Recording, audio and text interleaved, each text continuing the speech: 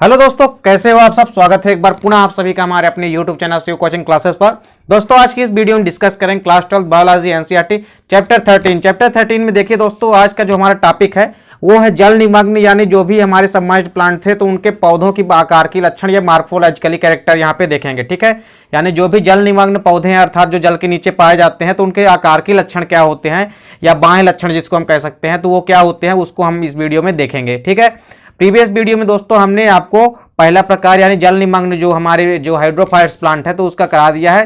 तो इसको आपने यदि नहीं देखा है तो आप हाइड्रोफाइट्स प्लांट क्या होते हैं इसको आप प्रीवियस वीडियो में जाके देख सकते हैं। ठीक है, तो देखिए दोस्तों, जो जल निमग्न पौधे हैं उनके आकार के लक्षणों में देखिए जो पहला लक्षण है वो क्या है दोस्तों कि ये सदैव जल के संपर्क में रहते हैं। ठीक है, जितने भी हाइड्रोफाइट्स के अंतर्गत जितने भी जल निमग्न पौधे जो आते हैं वो सदैव जल के संपर्क में रहते हैं और सदैव जल के अंदर डूबे रहते हैं। ठीक है, यानी इनका पूरा भाग जो है जल के अंदर डूबा रहता है। दूसरा कैरेक्टर क्या है इनका, देखिए कि पौधों का जो रंग है प्रायः हरा पीला होता है। ठीक है, यानी इनका रंग कैसा होता है, हरा पीला होता है। अगला पॉइंट है दोस्तों, पादप शरीर कोमल एवं पतला होता है। ठीक है, यानी जो जल निमग्न पौधे होते हैं उनका जो बॉडी है वो कैसी होती है, कोमल यानी सॉफ्ट होती है तथा पतली होती है। अगला पॉइंट है दोस्तों, प्रायः पौधों में जड़ें नहीं पाई जाती। ठीक है, जो भी दोस्तों यहाँ पे जल निमग्न पौधे हैं तो उनके जो बाह्य लक्षणों में यदि बात करें तो उनमें क्या है, जड़ें नहीं पाई जाती। और कुछ पौधों में पाई जाती है लेकिन अक्रियशील रहती है। ठीक है, यानी कुछ पौधों में जिनमें पाई भी जाती है तो उनमें यह अक्रियशील रहती है, यानी किसी काम की नहीं होती है। ठीक है, अर्थात वह क्रियाशील नहीं होती है। देखिए इसके बाद अगला है दोस्तों, पत्तियां पतली होती है। ठीक है, लीव्स क्या होती है इसकी, पतली होती है।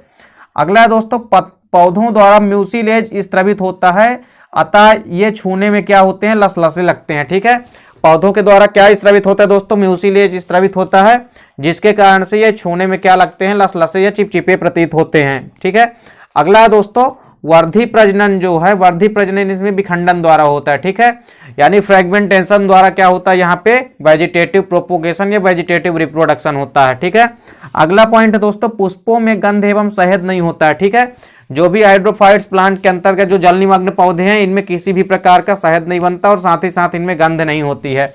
अगला पॉइंट दोस्तों, फल जल इसमें जो फल है वो जल के भीतर बनते हैं। ठीक है, जो भी फल या फ्रूट्स यहाँ पे बनेंगे वो सभी क्या बनेंगे, जल के भीतर ही बनेंगे। ठीक है, यानी किसी प्रकार से जल के बाहर ये फ्रूट नहीं बनेंगे।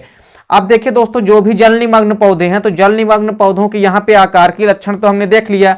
अब इसके शरीर की लक्षण हम देखते हैं। ठीक है, या इसकी हम और शरीर की लक्षण या एनाटॉमी इसकी देखेंगे। ठीक है, तो देखिए इसके शरीर की लक्षणों में की यदि बात की जाए तो देखिए पहला लक्षण क्या है कि तने तथा पत्तियों की एपिडर्मिस पर क्यूटिकल नहीं पाई जाती है। ठीक है, जो भी तने एवं पत्तियां हैं उनकी एपिडर्मिस जो होती है, ठीक है, एपिडर्मिस में किसी भी प्रकार की क्यूटिकल नहीं पाई जाती है, जिसके अभाव के कारण पौधे की संपूर्ण सतह से जल का अवशोषण होता है। ठीक है, और जिस कारण से क्या होता है कि इस क्यूटिकल के अभाव के कारण ही क्या होता है, पौधे की जो संपूर्ण सतह है उससे जल का क्या होता है, अवशोषण होता है या एब्जॉर्प्शन होता है। ठीक है, तो वाटर का एब्जॉर्प्शन होता है किसके अभाव के कारण ही, एपिडर्मिस पर क्यूटिकल के अभाव के कारण ही।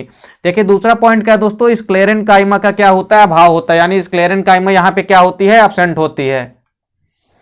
अगला पॉइंट है दोस्तों, प्रायः एपिडर्मिस पर स्टोमेटा नहीं पाए जाते हैं। ठीक है, किसी प्रकार के स्टोमेटा या रंध्र जो है वो एपिडर्मिस में प्रेजेंट नहीं होते हैं। ठीक है, अगला पॉइंट दोस्तों, प्रायः एपिडर्मिस की कोशिकाओं में क्लोरोप्लास्ट पाए जाते हैं। ठीक है, क्लोरोप्लास्ट क्या होते हैं, प्रेजेंट होते हैं एपिडर्मिस की सेल्स में।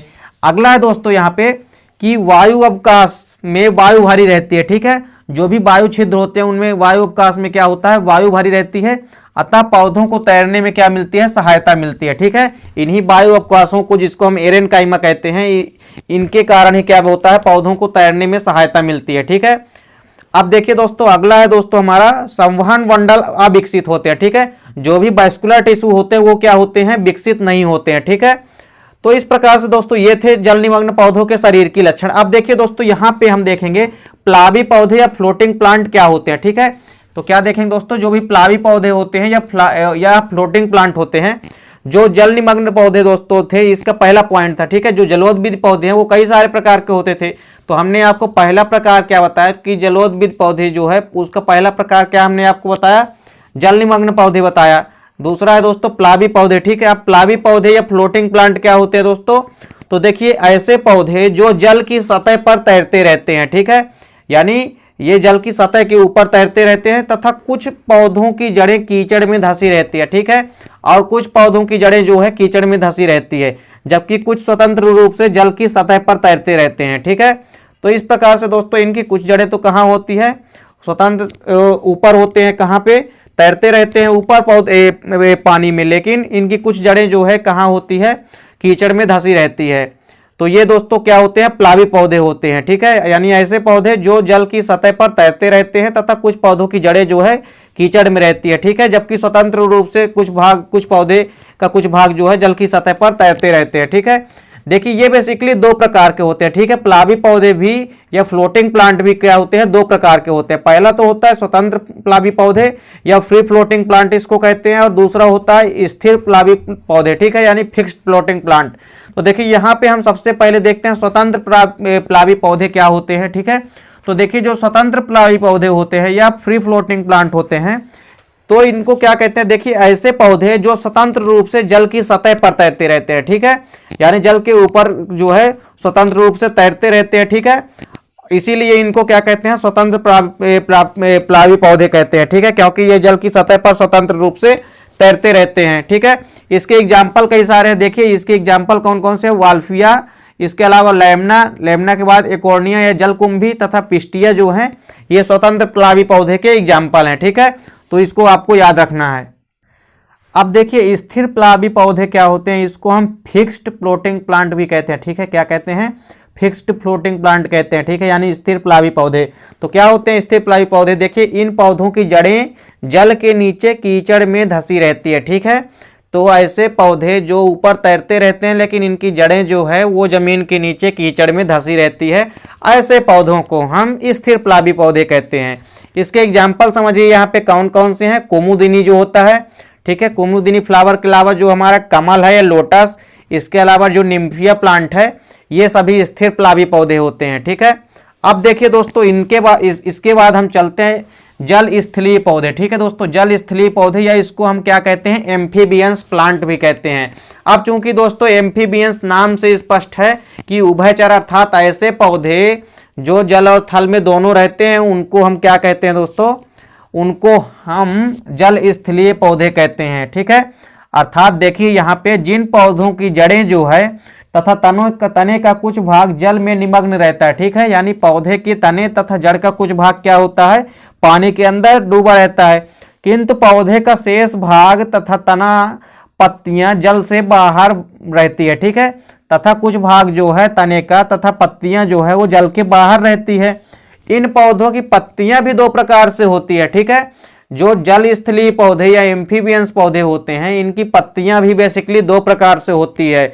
अब देखिए जो पत्तियां इनकी जल में डूबी हुई रहती हैं वो पत्तियां कैसी होती है, कटी फिटी होती हैं, और जो यहाँ पे क्या होते हैं, जो जल के भीतर वाली पत्तियां होती है तथा वो कैसी होती हैं, वो बड़ी होती हैं, और कैसी होते हैं, इनके किनारे जो हैं किसी भी प्रकार से कटे पिटे नहीं होते हैं, ठीक है। तो इस प्रकार से दोस्तों जल स्थलीय पौधे क्या होते हैं, इन पौधों की जड़ें जो है तथा तने जो हैं इनका कुछ भाग क्या है, जल में डूबा रहता है यानी निमग्न रहते हैं, किंतु पौधे का जो शेष भाग है, ठीक है, तथा तने का कुछ भाग तथा पत्तियां जो है ये जल से बाहर निकली रहती हैं।